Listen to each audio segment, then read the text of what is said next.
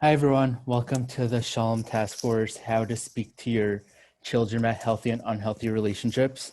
My name is Jeffrey Younger. I am the marketing coordinator for Shalom Task Force and the co-founder of the Purple Fellowship. Just before we start tonight, just some housekeeping announcements. If you'd like to ask a question during this event, please use the Q&A box on the bottom. If you have any questions after this event, please call our Shalom Task Force hotline at 888-883-2323. You could call, text, or WhatsApp the number. It's open till 10 o'clock tonight, so you can contact us after this event. I'm also in the chat right now. I'm going to put the registration form. If you have not registered for this event yet and would like to, and to receive the recording and our resource manual after this event, please do so. Okay, so before we hear from our executive director, Dr. Shana Friedman, to deliver some introductory remarks tonight, we'd just like to say that tonight's event and all events this week are going to be dedicated in the memory of Rabbi Abraham Chorsky Zvorno Bracha. He was a huge voice for those who need him in the Jewish community, in particular victims of domestic abuse. So before we hear from Dr. Friedman, we just wanted to show a clip from when we honored him at our brunch a few years ago that we really think encapsulates the man that Rabbi Chorsky was. A very interesting comment by Rabbi Chaim Vital, who was the successor to the Harizal. He said there was a person who spent his entire life doing chesed, all kinds of chesed. And he was certain that when he would come to Gan Eden, they would open the doors for him and take him right to Avraham Avinu. He was terribly surprised when they closed the doors of Gan Eden to him. And he said, but why? They said, because we observed how you behaved at home. You did chesed everywhere, but not at home, right? At home, you were a tyrant, right? And if you did not exhibit chesed at home, then all the chesed that you did for the rest of your life is of no account. The Shalom Task Force were pioneers in bringing to the fore the problem that domestic violence occurs in the Torah-observant community. That was a major, major step forward. But there's still many segments of the community that have not understood the problems of domestic violence, and that if a woman is a victim of abuse and must leave the marriage, that she should not be ostracized and should get the support for herself and for the children that she needs. A very interesting Good evening. I'm Shana Friedman, the Executive Director of Shalom Task Force. It's a real pleasure to be here today, listening to Rabbi Dr. Chorsky Zatzal's message. I guess makes me very emotional. He was a real true leader in this field and a pioneer, and I really hope that together we could continue his legacy to bring safety to so many. Welcome. It's exciting to us to have a full Zoom room around of parents, of community members interested in learning about speaking about healthy relationships. Our mission is really steeped in creating safe relationships, healthy families, and supportive community. And that's what we're going to be doing together tonight, working through some tough issues, because we can do this together. We can create that support. Shalom Task Force was founded 29 years ago in response to a critical need that there was no place for Jewish survivors of domestic violence to go to be heard and helped. Since we started our hotline, that was our first service in 1993, we've had over 25,000 calls from individuals in our community. This past summer, in response to COVID and to the need to really make sure that people can access us more, we now have a text, chat, WhatsApp line that's really helped people come forward and get the help they need. We also are here, we have legal services available to people to learn about what kind of remedies are there to help them find safety. For many people, the first time they hear about Shalom Task Force is in high school. And some of you may have remembered Shalom Task Force from your high school years. We've been doing this for over 20 years. Or your children are part of our high school programs.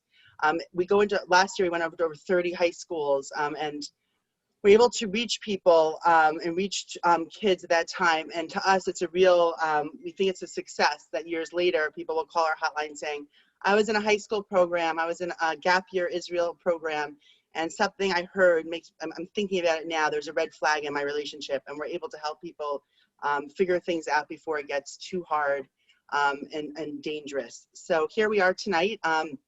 It's a very exciting year for us. We've launched under the direction of Jeffrey, and you'll meet the director of Chatline, Rocky. We've launched the Purple Fellowship, a way to really engage our youth, boys and girls, to become ambassadors around this issue and to break that cycle that Rabbi Twersky was talking about.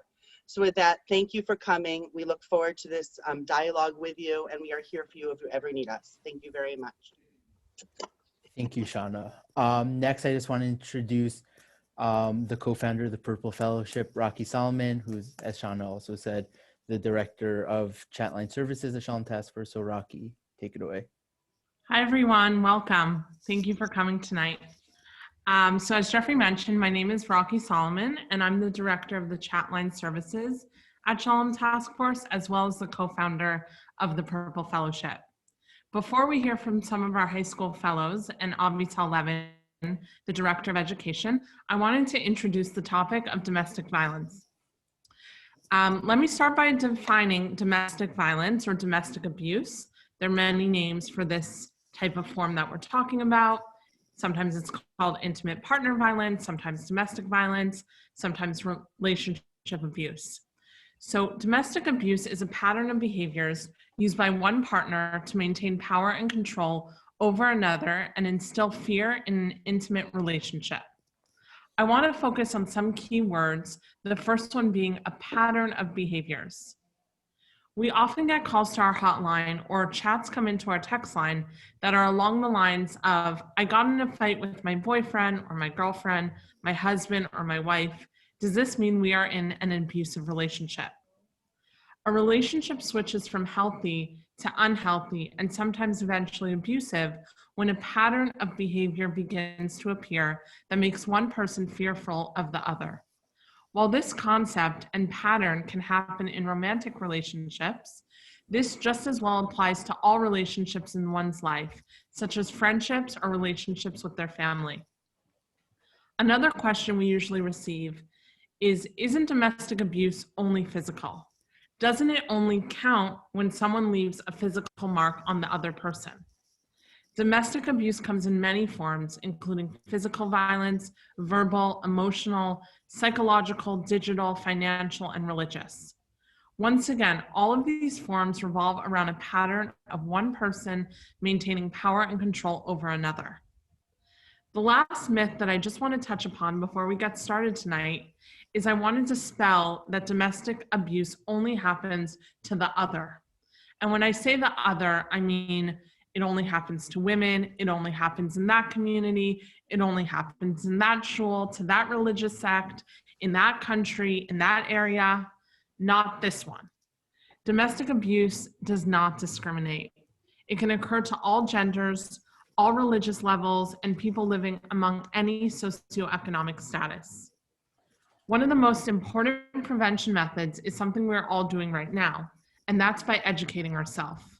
By knowing the signs and red flags of abusive relationships, you will best be able to support your children and have the understanding of what the key elements are to look out for as they move through different stages of their lives.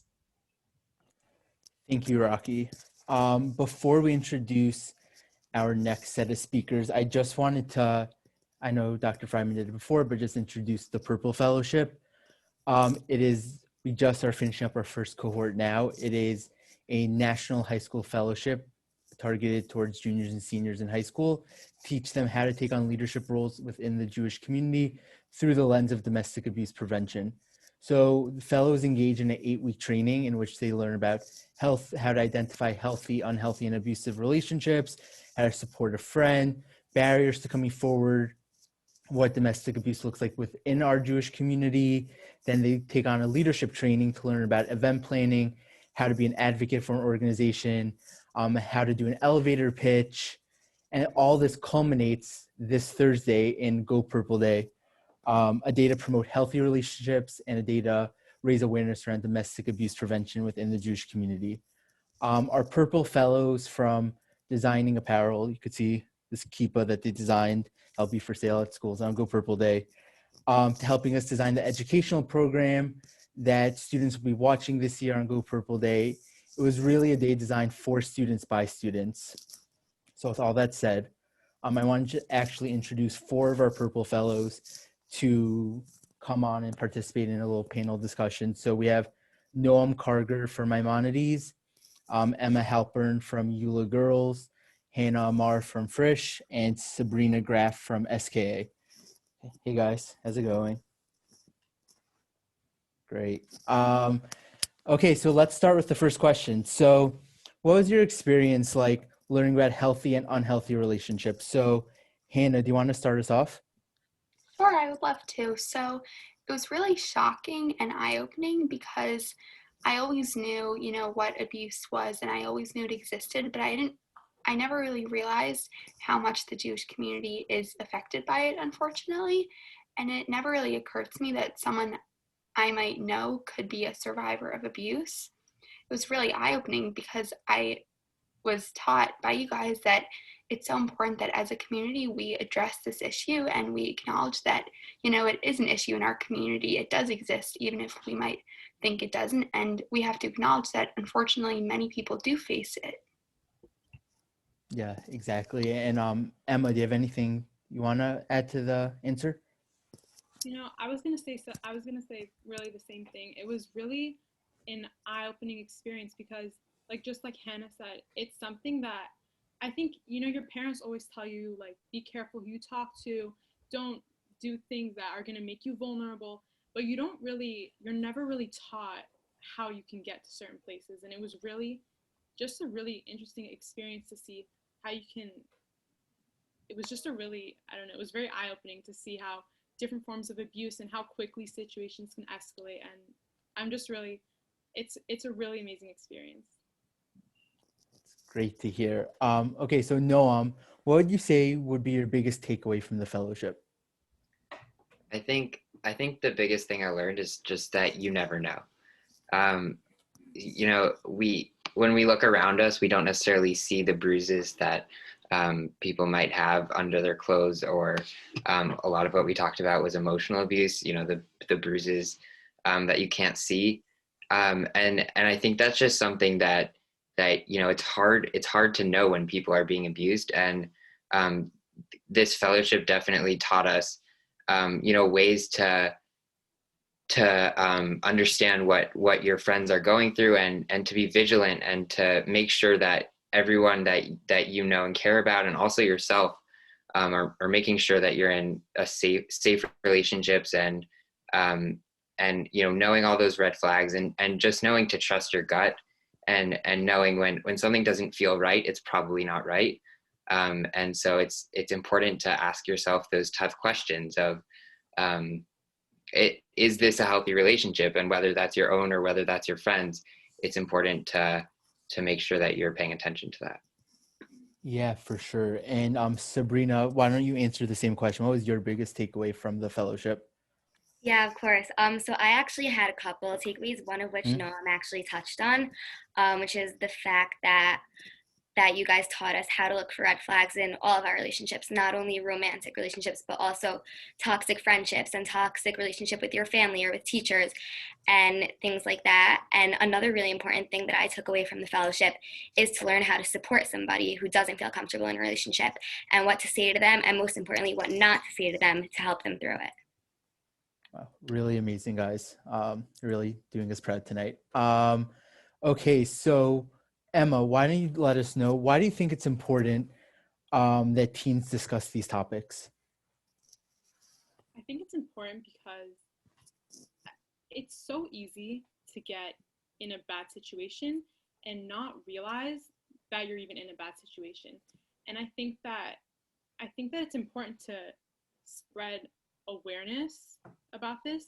And I think that teens should know how to deal with it, and that it's okay to ask for help if you're in the situation. Yeah, and then Noam, why don't you, same question to you. Yeah, so I think that in terms of teens, it's just the earlier that you start educating people about this, the less likely they are to hopefully become an abuser in the future, and also just the more likely they are to be able to spot when their friends or anyone they care about is in trouble.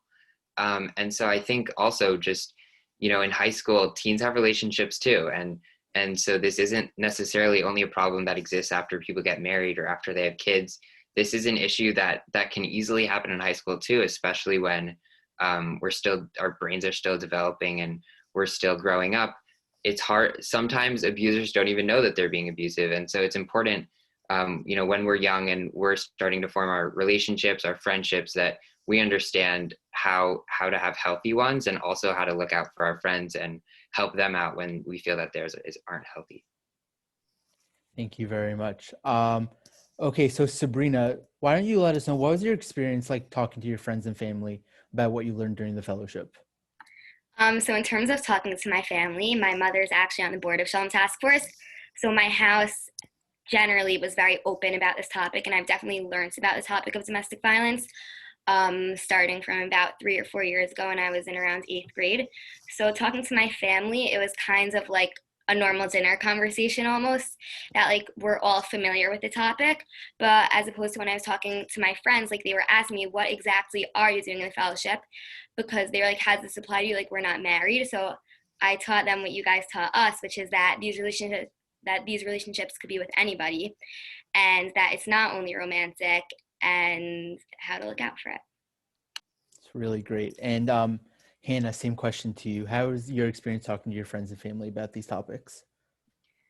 So similar to Sabrina, I talked about it, after every fellowship. I came downstairs, talked about it with my family. It became a usual topic in my house. I brought up what I learned in my fellowship. This is what we discussed. This is what I think. What do you guys think? And, the same happened with my friends.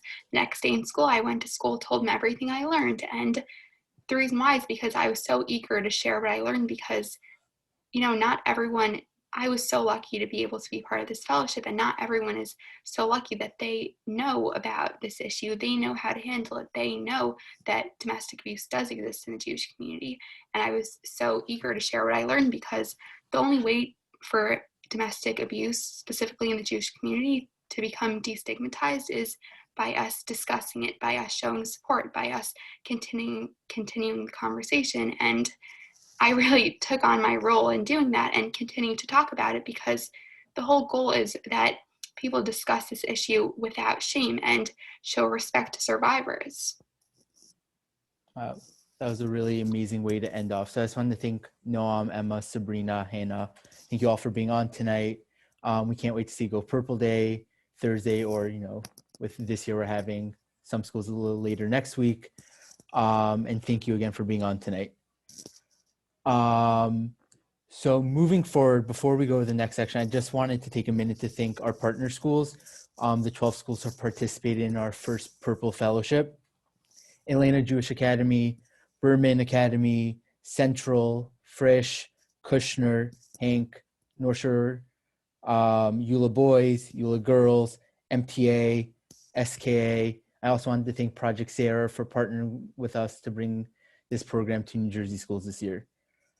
So now I'd like to welcome back Rocky Solomon and introduce Avital Levin, our Director of Education at Shalom Task Force, and they will be discussing to apply what we learned tonight into conversations with your children. Hi, everyone. So in anticipation of this fellowship, of this Zoom tonight, we received several questions that Avital is going to help us answer. So the first question that we received is a parent wrote in asking, who specifically are we speaking about? When we say healthy and unhealthy relationships, are we only talking about romantic relationships? So in general, we want to be able to discuss not only domestic abuse relationships, we want to be able to discuss any relationships that are relevant to your child in their lives. And of course, each of us, from the moment we're born, we're constantly engaged in multiple relationships in our lives, whether those are friendships. For your child, this might be school-related relationships, like a student-teacher, classmates, a principal. We want to talk about camp relationships, counselors. We want to be able to speak with them about relationships with siblings, if they have siblings, and of course, including romantic relationships, which we'll discuss more soon. Of course, your relationship as parents to your child is one of the most important relationships in their lives. The opportunity that you as parents provide in terms of the modeling, as well as being there for them as a supportive force in their lives. Whether they're struggling in other relationships, you have the opportunity to be there for them, to speak with them, to support them, or to connect them to other supportive people in their lives. So we encourage you to speak to your children and speak to them often about relationships.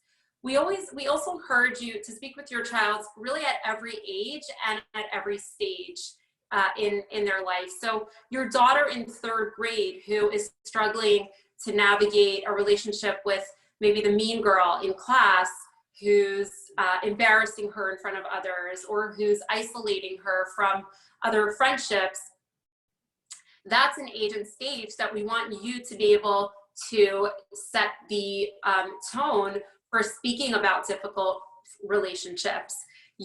Perhaps your son in 7th grade who's experiencing peer pressure, or your child who is grappling with questions about dating. We want to be able to have you open up these conversations and to let your child know that you're a person who can help them figure out how to get through some of these challenges related to relationships. Great. Our next question came from a parent who asked, what specifically should this conversation look like? So, as we were saying earlier, we want relationships not only to encompass the extreme ends of the spectrum. We don't only want to talk about abuse. We have to also be able to talk about, well, what is it that we are going for? What is a healthy relationship? We never want to assume.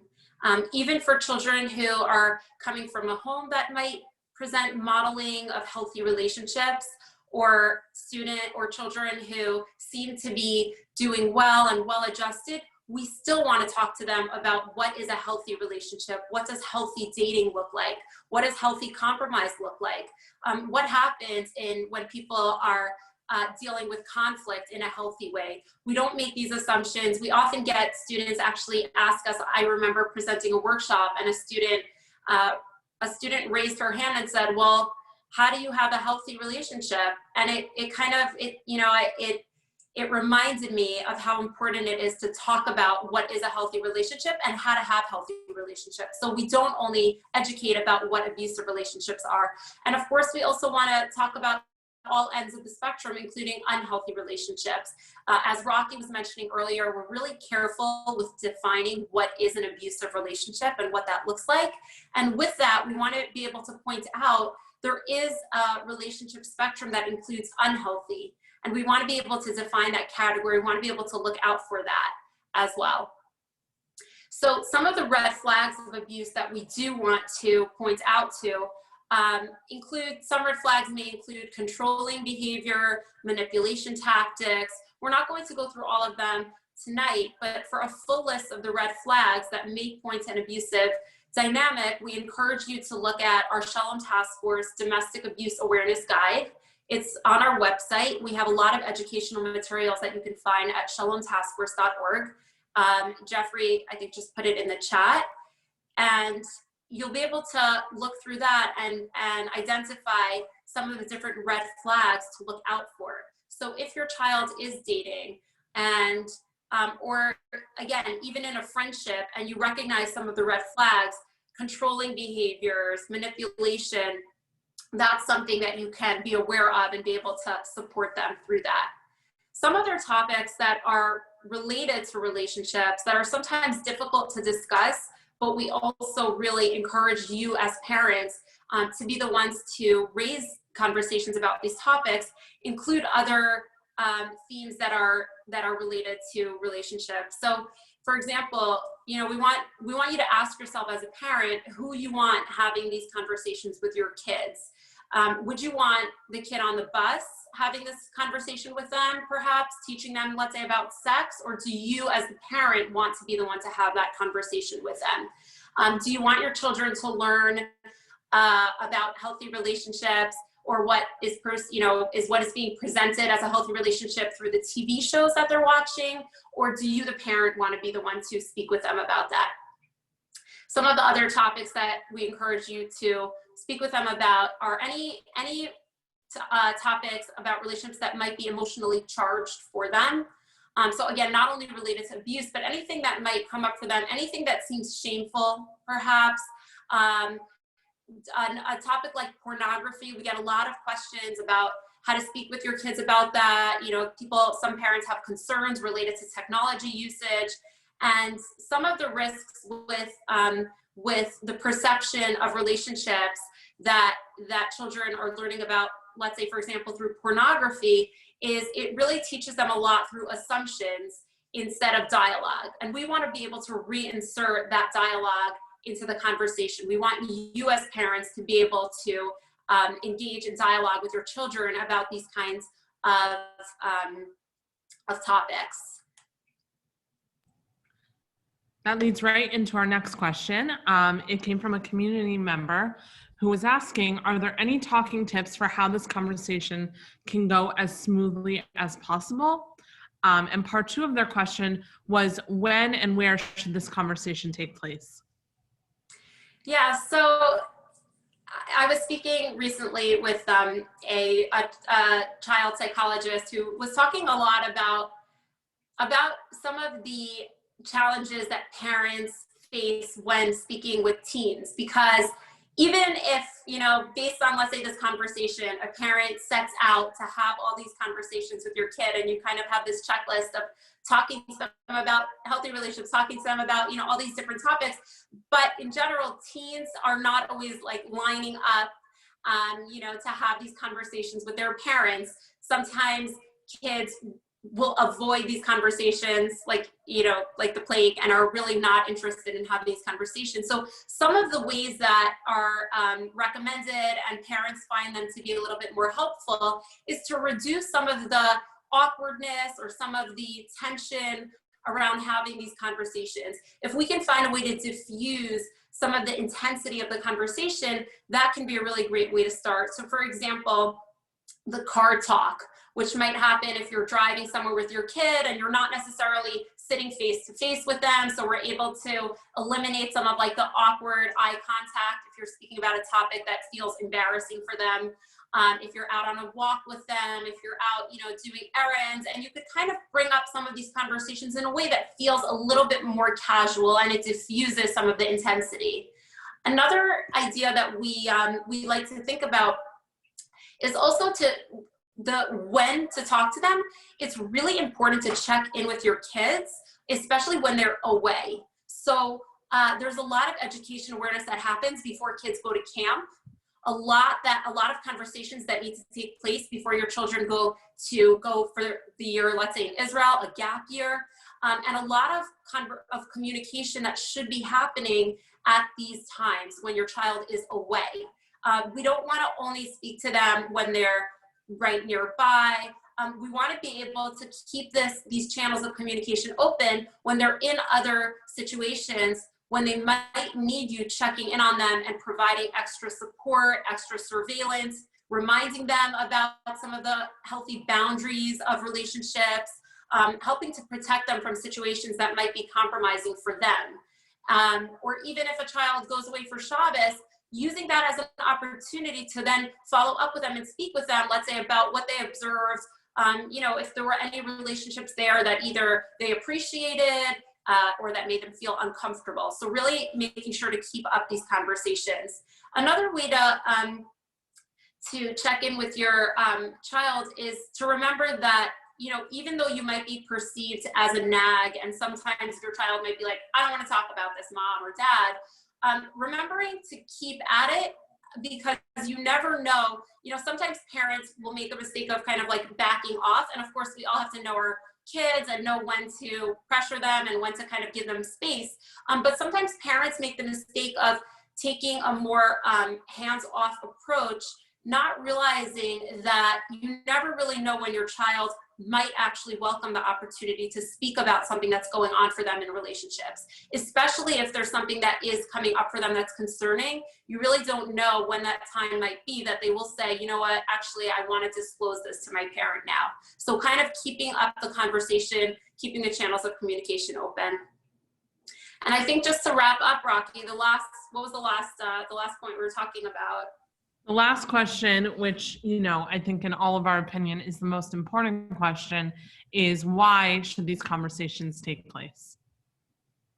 So in case there was any more, in case we haven't already, made our reasons clear, and of course our whole mission of Shalom Task Force and encouraging healthy relationships and providing safety in relationships, some of the reasons why it's so important for these conversations to take place and why we at Shalom Task Force see parents, we see you as really some of the most vital partners for us in teaching about healthy relationships is really because of what Rabbi Twersky, what we heard about Rabbi Twersky's message earlier. This really profound reminder about how kindness starts at home. And relationships are modeled at home, and relationships need to be spoken about at home with you as their parents. We also speak about this because as parents, we prepare our children for every stage of their lives. We take our babies for shots. We help our children study for their tests. We host play dates for them to socialize. We provide them with some kind of a spiritual life. And when it comes to relationships, we don't want to leave this most important job for someone else to do. We set our children up for success in building the most important skills they need that will carry them successfully through life. And as Shauna was mentioning earlier, we have these conversations because when someone calls our hotline in crisis, of course we're there for them, and we want to be there for them really earlier. We want to be there when they're thinking about relationships, if they're noticing red flags in their dating. We want them to bring us their questions about dating, about relationships. And at a time when a child is already out of their parents' home or experiencing a challenge in their life, perhaps, we want to be able to have that child conjure up some of the modeling that took place in their life. We want the child to conjure up the image of their parents, you as their parents.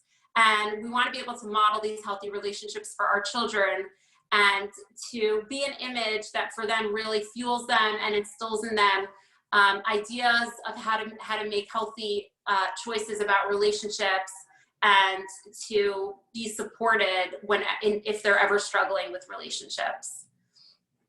So I think we're going to take some questions now, Jeffrey. Is that? Yes, sorry, I was on mute.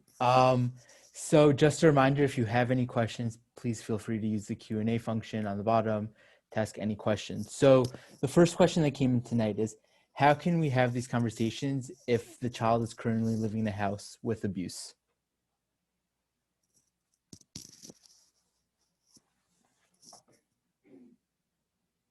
Avital?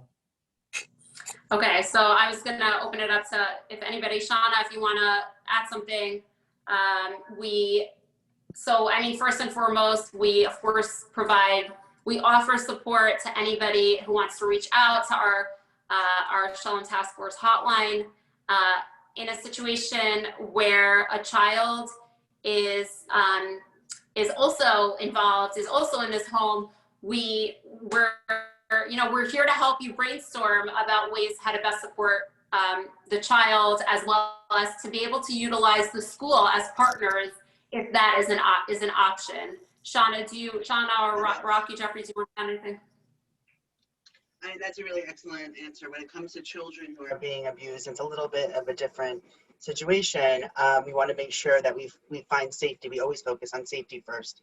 So how do we help that person obtain safety and then figure out how to move forward? So, in a question answer, we don't know enough details to really be specific, but, we'd love to be able to help. You could always reach out to us about individual situations. But, If it's someone in your own family, certainly reach out. If it's someone that you know, like if it's your child's friend, to be that, if there's physical violence, there's real concern. I mean, just to be that person, be that safe space, and help that person connect to the right services so they can have safety.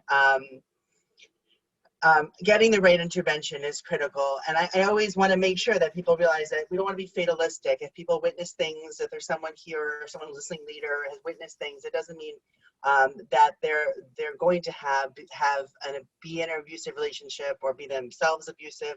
There's always opportunity for healing and transformation and hope. So that's why we're here. We want to, I mean, Rabbi Tversky says it in there, we want to break the cycle. We want to get to a place where even if someone grows up and doesn't have that perfect template, and nobody has the perfect template, but doesn't have the healthiest template, we could help provide that so they could build a healthy relationship going forward. So we're here to support that and connect to us and to connect to local services that could do that for you. I hope that addresses it in addition to what Avital shared. Yeah, no, I think that was really great. So moving on to the next question. So how can I guide my child to help a friend they realize is living in an unhealthy or abusive home? I feel like being there for them is not enough at this point. I'm going to let you guys take this one. So, I mean, it's similar to what we were just talking about, like how do you guide your child? So we're taking out physical violence as a risk, but emotional, we know that emotional abuse leaves very deep scars, and that is considered part of violence, is an intimate partner violence. We're talking about family violence. So again, do not ever downplay the strength of being there. And I hope you hear that again. Don't ever downplay that. I've worked with many victim survivors who didn't have anyone that was there, and the people that were there were the real, they're real anchors, and they're able to help them get what they need to move forward. So please don't downplay your role for being someone's so it's there. And then, and then we're talking about how to open conversations, how to find your boundaries, and, using supportive statements that you're going to be there and you could help connect them. There was a blog that we put up, I put up around Hanukkah, and it was about being the shamish, right? Showing the light. You don't have to know exactly what to do, but it's all of us should try to know how to connect people to where other people can help. So again, find the resources, but please, knowing that, and not only for your child's friend, for anyone, if it's a friend of yours as an adult, please please know that being there is a critical part. Being there as a non-judgmental, empowering friend is critically important to the person moving forward. I don't know if Rocky or Abital want to say more. Yeah, I just want to add to that, Shauna, because we've spoken a lot about how to then support the friend who's supporting their friends, and whenever we go into schools, whenever we educate, we always encourage students to make sure, even if you're in a situation where you're supporting your friend, you need to then find support for yourself, because carrying that, sometimes that vicarious experience of being there for somebody else, sometimes it can be traumatic, sometimes it can be draining, sometimes, we want to always make sure to then build in support for that person as well, the person who's carrying the support. Absolutely. Just to jump in, a lot of times we work with survivors who are good friends of our agency, and in their story, they talk a lot about the people who stood by their side, who were there to support them. Even if they pushed them away, they always knew that they could turn to them. And at the end of the day, those were the people who really were the pillars in their life to make a big difference. Absolutely. Moving on to the next question. What if we have concerns that our child's technology or social media usage is affecting their relationships? I think we've been getting this question more than ever now over the past few months, with how much technology we're all consuming as a society. And we, in addition to our other workshops that we offer, Shalom Task Force does offer a workshop for high schools. We've also run this for middle schools on relationship safety and technology. So you can reach out to request this workshop. We also have we ran a program specifically for parents on being able to support your children in safe relationships with technology usage. So we actually have that link for that webinar. It's on our website, Jeffrey, right? Yes, correct. Under videos. Under videos? Okay, so maybe we could put that in the chat, or if people want it. Okay, just while I pull that up, we got a question. Do you ever run parallel programs like this where the parent and the child go into breakout groups and they come back and have a discussion about it? Obviously, you could take that one. So we've been running this model a few different ways. We've definitely toyed with that idea. We've run some programs. We've done before COVID. We had a couple of live programs where we did have kind of everybody involved in the conversation. But if somebody has that specific idea in mind, we're always open to doing more programs, especially for people who are interested in volunteering to really become involved in, helping to promote this program and invite your friends to attend. Yes, absolutely. So right now I'm just dropping the webinar in the chat. Just any last words any of you have for the attendees tonight? I want to just mention one more thing about the chat line, because I do think what we're noticing is that it's been really exciting over the past few months for Shalom Task Force to have been able to launch our chat line, because so many teens and many people feel very comfortable utilizing technology as a way to reach out for support. So we have this amazing opportunity now for people to be able to text in WhatsApp and be able to receive support and resources via this chat line. So I want to just encourage people to utilize that resource.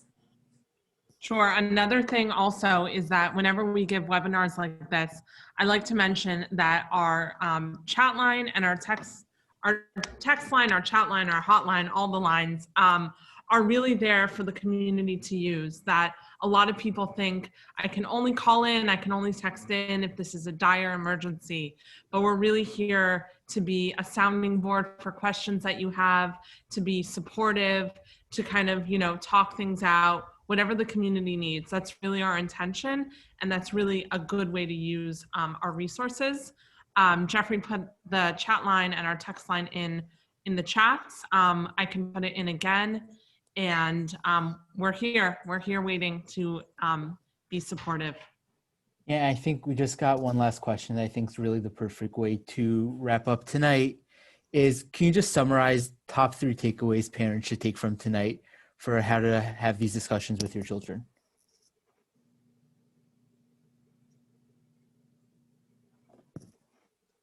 Avital, do you want to take this one?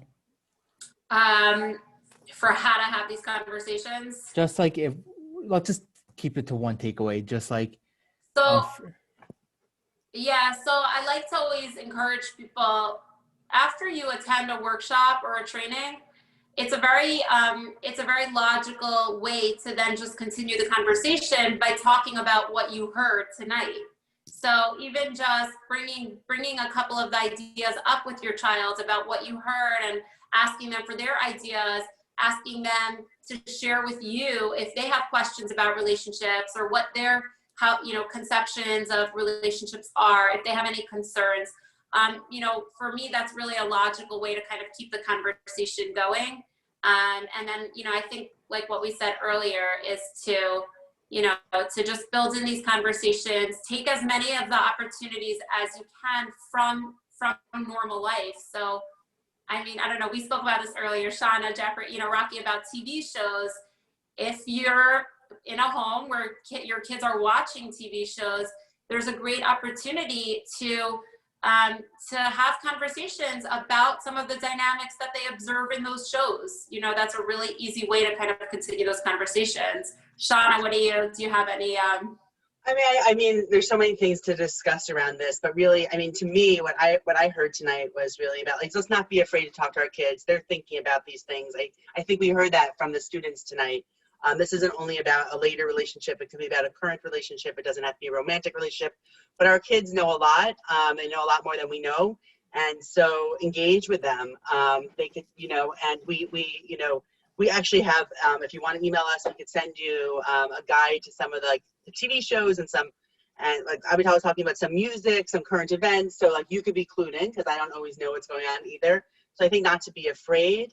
I would say the other thing that I always think about is learning to trust your gut. I think that's something Abital really taught me when speaking to teens and to young adults and to all of us, is that, teaching our kids that if there's an uh-oh feeling, if there's something that doesn't feel right, then to not ignore it. It doesn't mean you have to end a relationship, but it means that you should be curious and explore, why do you have that uh-oh feeling? And that's good guidance for any relationship, from our little kids to all of us. So if I were to walk away, if I'm walking away tonight, as a parent, thinking about what should I be taking away, is really not to be as afraid to talk about it, because they're thinking about it, and to really help all of us really to focus on that like what's our gut feeling about a relationship, and then go with be curious, not to dismiss feelings, and to be curious about that, and to know there's resources. I mean, I shouldn't.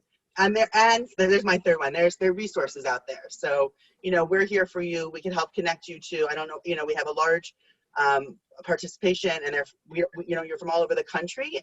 So we can help connect you to local resources if you need more extensive help or assistance. So, so to know that there are resources, you don't have to join your own. So those are my thoughts. And yes, we will send out, I see that's a question. We could drop with the recording, we could send out that material. We have a whole guide that Avital and Rocky and Jeffrey put together. It's really fabulous and really helpful. These are hard. They could be hard conversations, but necessary conversations. Thank you for coming. I'm so inspired being here with you. Yeah, thank you. And just a reminder for all the parents out there, Thursday for many of your children's schools is Go Purple Day. Just encourage them to wear purple. For some schools, it's being postponed until next week. So just refer wherever the school email is that will be sent out about what day they're celebrating Go Purple Day at your school. And thank you for coming tonight. Thank you.